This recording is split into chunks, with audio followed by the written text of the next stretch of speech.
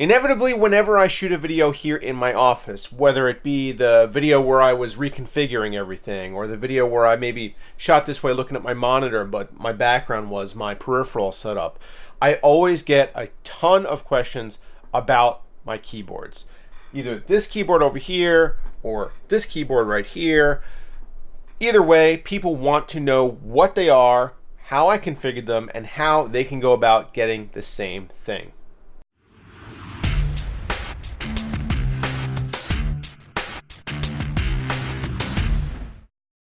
If you've been searching for that final piece for your show build, look no further than Thermaltake's new water RAM DDR4. The low-profile 3200 speed DIMMs look great in any configuration, but the RGB magic really happens when you attach the included custom water block. Compatible with Thermaltake's extensive RGB ecosystem and Amazon Alexa, water RAM is a true eye-catcher that will make your system stand out from the crowd. So check out the link below to learn more. So I'm going to run through a few things today for you guys, including how to get these really cool coiled custom colored cables that you could use to connect to your PC. However, before I do that, I just want to give a big shout out to Brian from Bad Seed Tech, without whom I would not really be into this scene at all. He's the one who kind of introduced me to these things. If you guys want more info, more detailed information on, like, how to order one of these, or which boutique keyboard might be best for you, I suggest go checking out his channel, which is all about peripherals, all about keyboards and mice and headsets. He does a fantastic job, and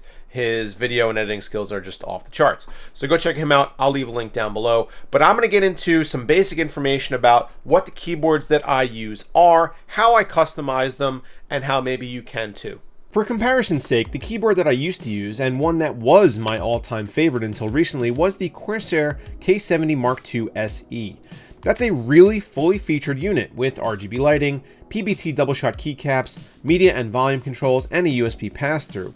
It also only came in Cherry MX speed switches, was fairly large on a desk, and sold for $170. Meet the Ducky One and the Ducky One 2. These are basically first and second generation versions of the same product, with minor changes that don't make much of a difference in functionality at all. Ducky is one of several keyboard brands that you may have never heard of if you're used to defaulting to looking at products from big companies like HyperX, Coolmaster, or Corsair. To be fair, those companies are huge and spend tons of marketing dollars, so it's hard to blame you, and I was in the same boat until not that long ago. The white version here is the Ducky One. It goes for around $110 with no LEDs or with white LEDs only, or about $140 for the RGB version. That's on the full size, but 10 keyless versions are also available for a little bit less. You can get it with almost any Cherry MX switch, so that's black, brown, red, green, silver, white, or blue. It has a one-piece housing design made out of very, very sturdy molded plastic and uses a micro USB connection around back. I really like that the footprint of the One is minimal, with no excess on any side to take up more desk space. It also has all the functionality that I need, including dedicated volume buttons on the upper right corner. It comes with PBT double-shot keycaps that feel phenomenal to type on. Seriously, if you're used to ABS keycaps, you really need to give PBT a try. It's a completely different experience. The black version here is the Ducky One 2 RGB, although as you clearly see, I have decided that white lighting looks best with the color scheme I've got going on. The differences here are minimal. The detachable cable uses USB-C, it has a two-piece housing with contrast and color instead of a one-piece, but the material and feel is still the same, and instead of being available with cherry green switches, you have the option of silent reds and of course all the others. It's actually a little cheaper than the One, going for $100 with no LEDs, $110 with white LEDs, or $130 for RGB. You can also get it in a 10 keyless or a mini, which comes in some really crazy and sharp looking color combinations. With the One 2, you also get a spacebar with a design corresponding to the year on the Chinese calendar when the keyboard was produced. My Year of the Dog spacebar, you may have noticed I've transplanted to my white Ducky One for some really interesting contrast. The green and pink keys that you see here around the WASD areas and on my arrow keys are rubberized and textured PBT from a company called Taihao. They're incredibly grippy and really let you locate your key presses without having to look down at the keyboard. A pack of these is around $20 and comes with all the keys that you see here, plus the numbers 1 through 6. You can get these in several colors to match your setup, including pink, neon green, 3 different shades of blue, orange, yellow, gray, etc. As mentioned, I did toss my black Year of the Dog spacebar over onto my white Ducky One. I think doing too much of this color contrast could start to look overly complicated and noisy, but a little of it really does add flair. I've also added on an aluminum and rubber custom escape key because we love our animals in this house and it fits with the colors I was targeting. This again makes the keyboard feel more like it's mine and not one of 5 million units rolling off the production line.